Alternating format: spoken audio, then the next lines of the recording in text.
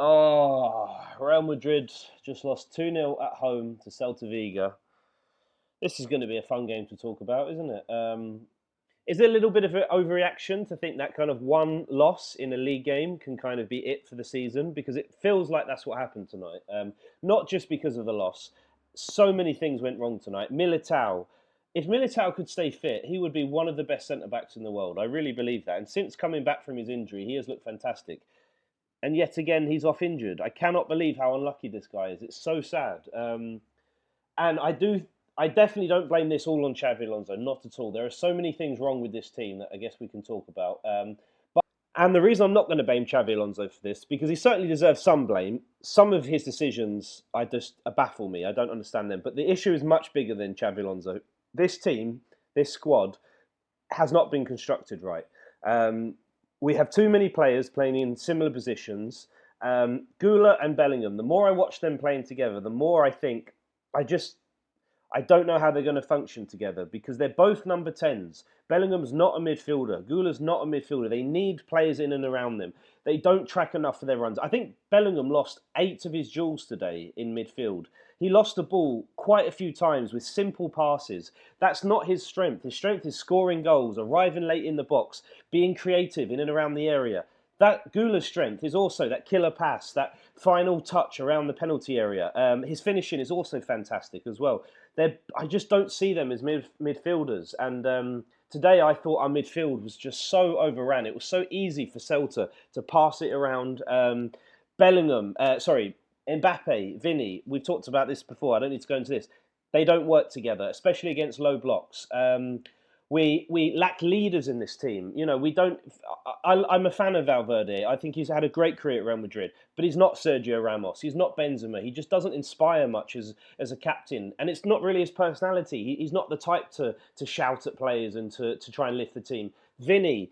Honestly, how many times does Vinny waste the ball, shoot over the bar, try and dribble past 4 players? Sometimes I don't even think it's necessarily his fault because this team is so uninspiring in terms of how we just recycle possession left and right, left and right. Eventually, someone needs to try and do something, and usually that's Vinny. So I give credit for Vinny for that.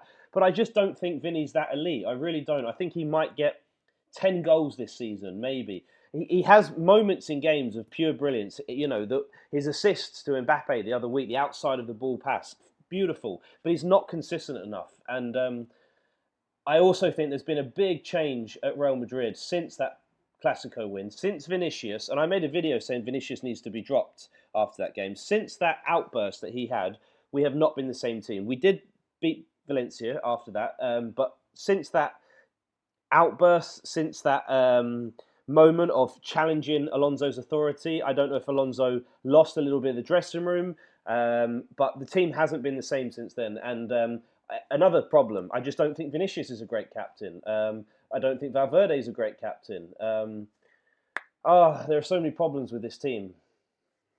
Rodrygo, another problem. He's in the worst form of his Real Madrid career. He really is. He offers nothing when he comes on the pitch at the moment. Definitely that is... we can get on to Xabi Alonso in a minute, but I think the way Xabi Alonso's handled the Rodrygo situation, going back to the summer, definitely is on Xabi Alonso. But I also look at the team as well. We've got, for that right-wing position, Brahim Diaz, Franco Mastantuono, Rodrygo. None of them are world-class right-wingers. Franco might be in 4 or 5 years. It's definitely not his fault at all. I like Brahim a lot. I don't think he's been getting enough opportunities, but he hasn't looked that inspired this season, and I don't think he's ever going to be a world-class player. He's a good squad player to have. You know, he reminds me a bit of like an Asensio in terms of... I think he's probably better as an impact player off the bench than he is actually starting games, and he's, 25 now, so I don't think he's ever going to be world-class. But we don't have an elite right-winger. That doesn't help the team. Doesn't Toni Kroos's decision to leave in 2024 look even sweeter as the time goes by? Because that really was the pinnacle for this team. And since then, we've just been on a downhill slope. Why did he have to leave? Tony, when he left, he was still playing at the peak of his power. He easily could be playing for another 2 seasons. Just come back for 1 season, Kroos. Our midfield needs you. Let's get into today's game then, because I thought actually the first half wasn't too terrible, to be fair. Now, when it comes to the lineup, I really don't know what we were doing in that first half. I don't even know what formation we were playing. I think defensively, we were in a 4-4-2 with kind of Bellingham on that left wing, Valverde on that right wing, and Gula playing quite close to Tchouameni. But when we were attacking, God knows what we were playing. I mean, at times I saw Valverde alone in the box with maybe Gula helping him, and Mbappe, Vinny, and Bellingham were all occupying that left space. It was a bit of a miss. We were a bit all over the place, I thought, when it came to where the players were supposed to be playing. Partly, I can say this is not Alonso's fault, because if you look at these two fullbacks here, Asensio and Fran Garcia, were so uninspired. It's not Asensio's fault. He's not a right back. Definitely, you can blame some of it on Fran Garcia, because he is a left back and he should be doing more.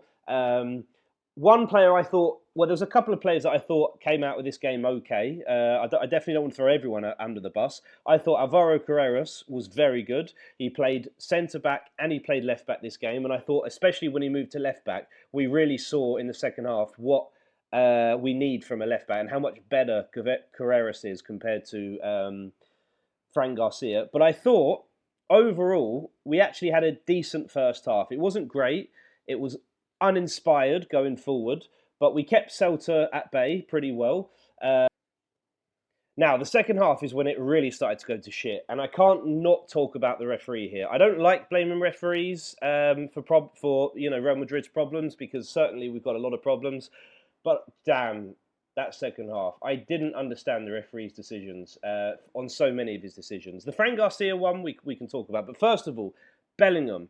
How Bellingham got yellow carded for entering the play, I think, illegally. He went off, he got elbowed in the face, he was cut and he was bleeding. Nothing happened with that elbow, and fair enough. I mean, it was probably accidental, but the fact that he got injured, had to go off to clean himself, and then got allowed back on the pitch. I'm only guessing someone would have said to him, you can go back on again. And if that didn't happen, then you just send him back again and say, no, you're not allowed back on, you've got to get permission. A yellow card for that. I don't think I've ever seen that in my life, that yellow card. And the yellow card on Alvaro Carreras that got him sent off, wow, I don't understand that as well. So Alvaro Carreras was protesting because Real Madrid had a free kick. We took it. The referee didn't think it was in the right place and made us retake it. How often in a game do you see throw-ins not taken in the correct place, free kicks not taken in the correct place, and the referees let it go? I don't mind necessarily him saying, okay, that wasn't the correct place, but Alvaro Carreras was certainly within his rights, I think, to be unhappy with that decision. And the fact that you're going to card him for his reaction, I think he was right to react like that. I thought that was a ridiculous decision from the referee to make Real Madrid retake it when there was probably like that much space between where the actual foul was and where Real Madrid took it. So I didn't understand that yellow card. The Fran Garcia one, it was stupid. I thought the first, one of them looked a little bit soft, but he had just got booked. It was very stupid from Fran Garcia. I'm not going to criticise the referee too much for that. But yeah, I didn't understand some of the decisions. But as I said, I don't want to blame this loss on the referee, because I thought we came out in the second half and we looked uninspired. Nothing changed from the first half. Then Celta go and score a really nice first goal. And wow, it wasn't until we got Fran Garcia got sent off, that the players seemed to finally have an energy about them, and the fact that they needed to run for each other. And there was when this team plays with a bit of anger and a bit of spite, they seem to be better. But it's crazy that we had to wait for that before the team turned around. One player I do want to talk about, who I think also comes away from this pretty well, is Tchouameni. I thought Tchouameni had a great game. His pass to Mbappe in that second half was beautiful. Mbappe should have scored that. I thought Tchouameni all round had a pretty solid game. Another frustrating point I want to talk about in the second half was the shooting. I mean, quite often we see from the Real Madrid socials on YouTube and footage of their training ground footage of the training that they do throughout the week, where players are constantly taking long shots from outside the area. What was that shooting in the second half? Valverde, Tchouameni, I did just talk about how good Tchouameni was, but Tchouameni shooting, Vinicius, none of them could hit the target. I think we had 23 shots in that game and 7 were on target. That's not good enough. It's not good enough. I can't believe how often we skied the ball. It wasn't like the shots were that close either, or we were making the goalkeeper save. They were just getting skied over the bar. What's the point of spending all this time practicing long shooting in training if you can't do anything when you're actually on the pitch?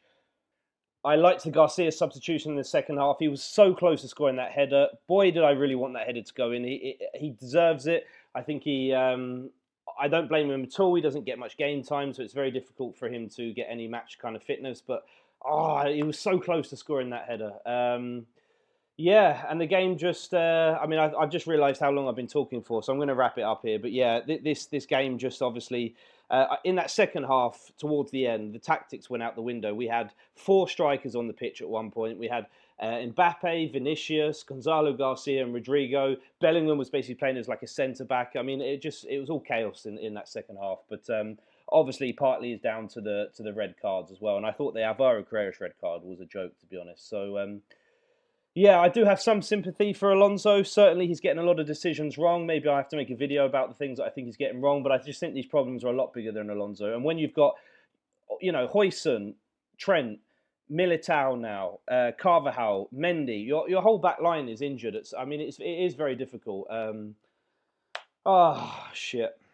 Well, thanks for watching, everyone. If you've made it this far, see you on the next video.